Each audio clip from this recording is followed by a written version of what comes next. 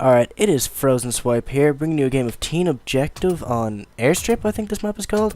No, this is not Call of Duty, this is not Black Ops, it is Uncharted 3, the Uncharted 3 beta to be precise. Just released this week on PlayStation Plus.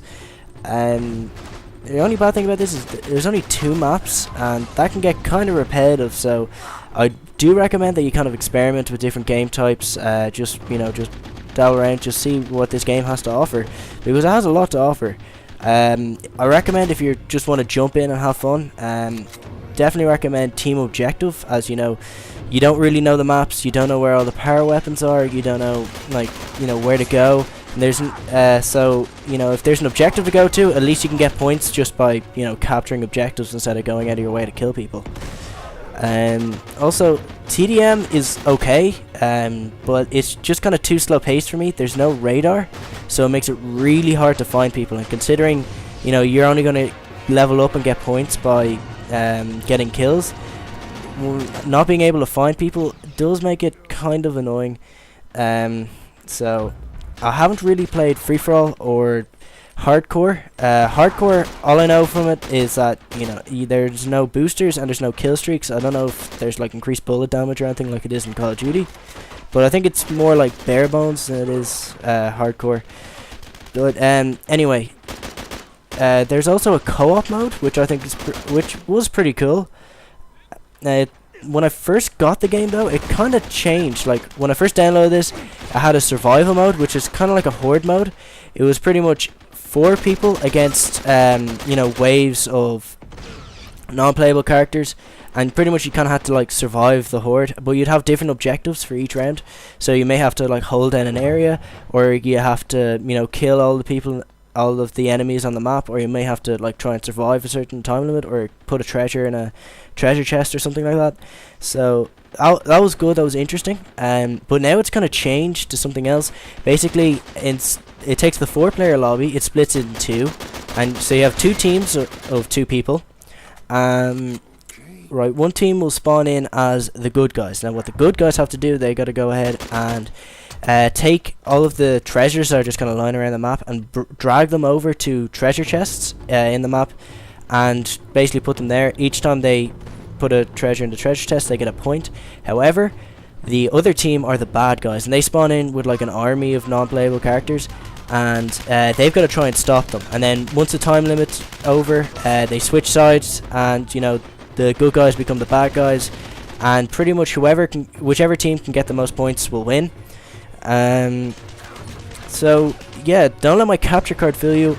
This game looks absolutely gorgeous. Even though the beta is only in 720p, which is kind of weird, it's still, I think the graphics are still up to par with Uncharted 2, which is easily one of the best looking games on the PS3, with its like really bright, vivid colors and that.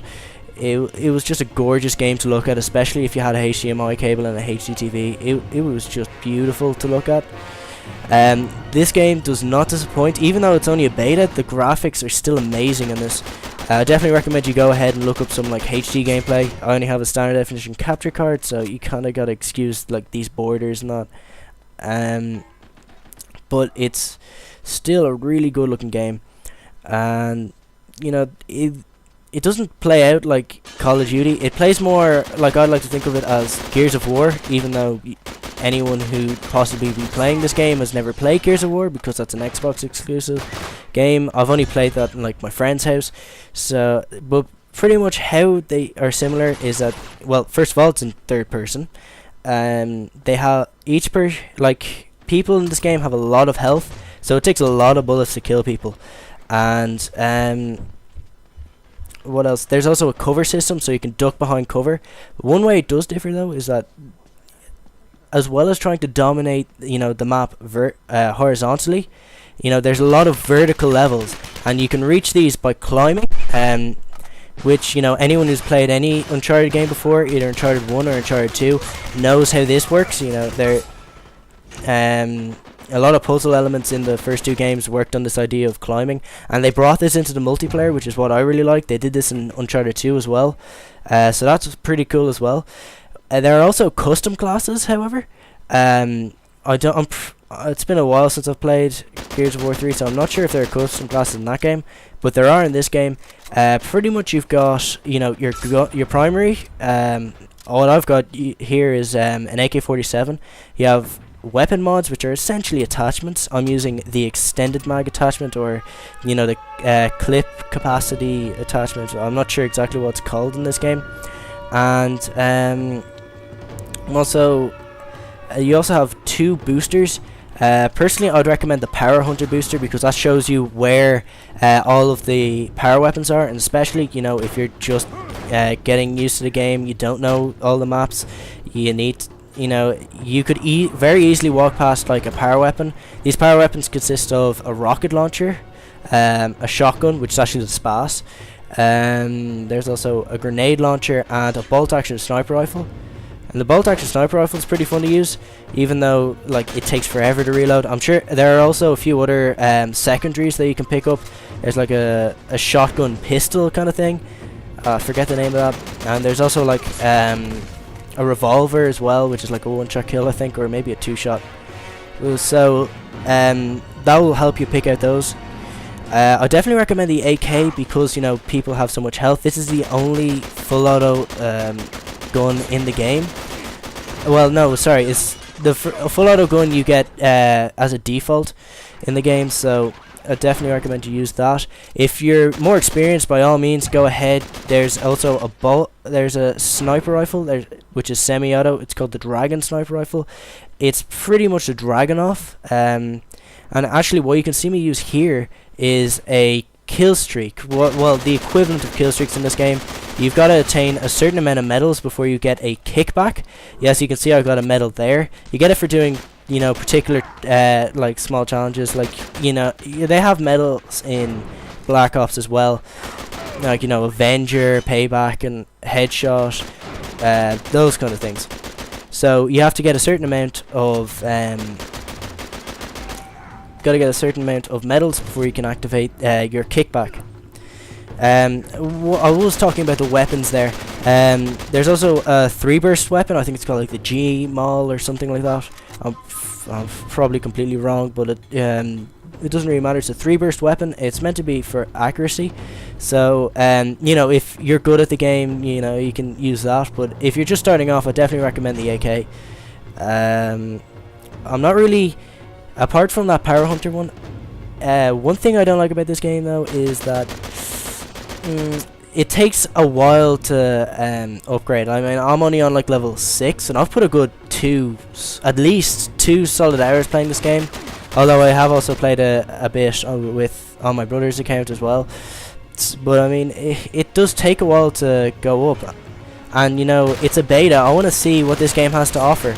I want to see, you know, all the different perks, well, boosters, different weapon mods and that, you know, what guns are good.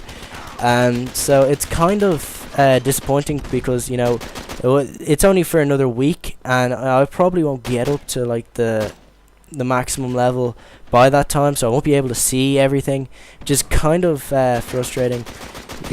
But I suppose it does give you an incentive to put more time into the game, so it's kind of you either love it or you hate it. Just another thing, one pretty major glitch I found in this beta, which I think Naughty Dog needs to fix, is that you'll see at the end of this game it says that it went 39-7. That's a fairly impressive score. The only problem with that is there is no way I killed 39 people in this game. Like, it's just not physically possible. Now, if you think that's bad, the guy in front of me, it says he went 100 kills to 10 deaths. And in a game where there's just so much health, it's nowhere near fast-paced enough for that to happen. Like, it's just not physically possible. There's no way he could have gotten that many kills. But, you know, it actually happened to me in a game today. It was another game of Team Objective on this same map, Airstrip. I think it's called Airstrip. I'm going to keep calling it Airstrip until someone corrects me in the comments, so go ahead and do that. But, you know, Naughty Dog, you need to get on that, because it's really misleading. I want to see how many kills I actually got. I don't want to, you know, have like a made-up number for me. What else is there? I'm probably getting a bit off topic. But you know, this is more about playing the objective than getting kills anyway. Either way, you know, I definitely recommend you download this. It's completely free. Everyone should be on PlayStation Plus, so everyone should have access to this. It's a lot of fun considering it's free, you know. So I definitely recommend it. As always, I am FrOzenSwipe. Thanks for watching, and I'll see you guys later.